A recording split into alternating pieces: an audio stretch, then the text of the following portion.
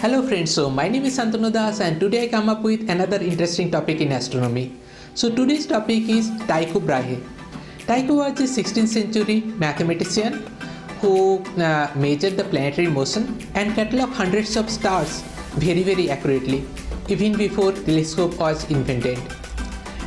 Tycho was born in 1546. He had a very interesting childhood. When he was 2 years old, his own uncle kidnapped him, and his parents did not seem to mind. So he was brought up by his uncle. In his childhood, Tycho wanted to be a lawyer, but when he was 13 years old, he got interested in astronomy after watching a solar eclipse. He started spending more time with his astronomy and mathematics professors. He started reading astronomy books. After a couple of years, his uncle sent him to Germany for studying law. But by that time, Tycho lost all his interest in law. So he was studying different astronomy books, and he was also developing different new techniques for observing different objects in the sky. Soon his observation became more accurate than what were there in the books. When he was in Germany, during a party, he had a fight with another student over a mathematical formula. This led to a sword duel in which Tycho lost a large chunk of his nose.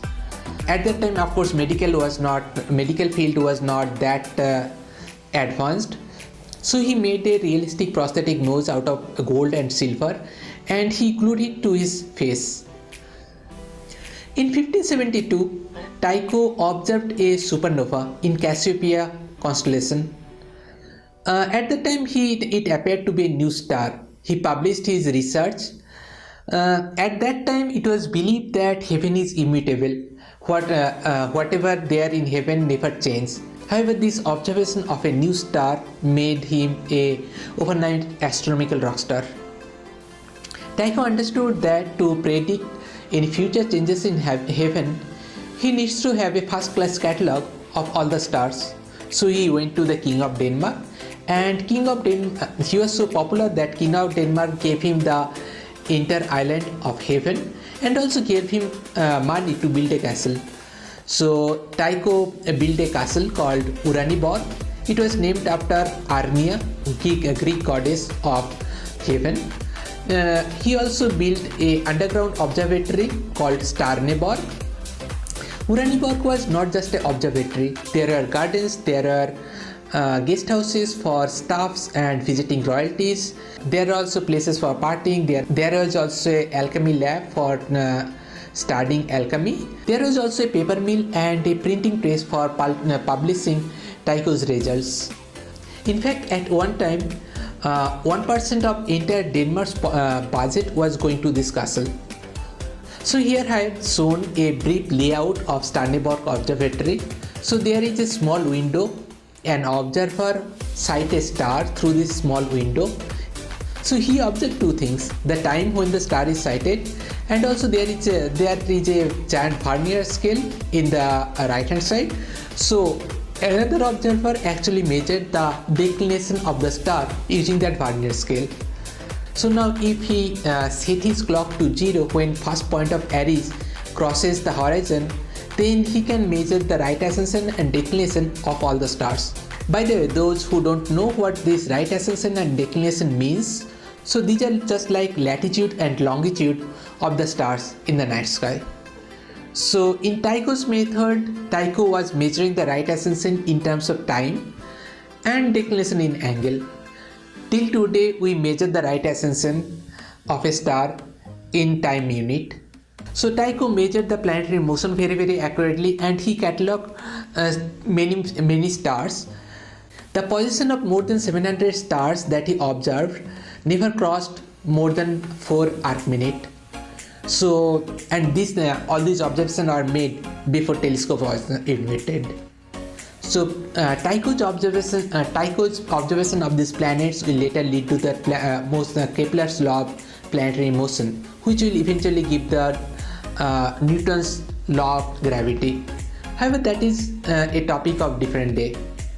In 1588, King of Denmark passed away and Tycho lost all his patronage. The last observation in Uraniborg was done in 1596. After that, Tycho left Denmark. He traveled to different places for 1 year.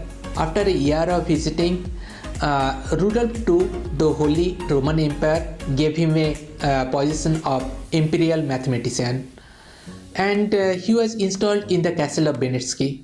This is where he made the young mathematician Johannes Kepler, who later gave Kepler's law of planetary motion. In 1601, in a party, Tycho drank a lot, but he was too polite to leave the table to relieve himself. But it turned out to be a really bad idea. He developed bladder infection, and after a couple of days, he passed away.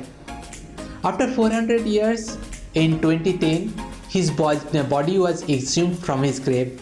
Chemical studies shows no traces of gold in his nose. So now it is believed that it was probably not a gold nose but some bronze nose. Also, studies show high traces of mercury in his mustache. So there are different theories. Some people believe that this mercury came from the medicine which was given to him for treating his bladder infection. Some people also think that this mercury came from his alchemy experiments. But there is another theory.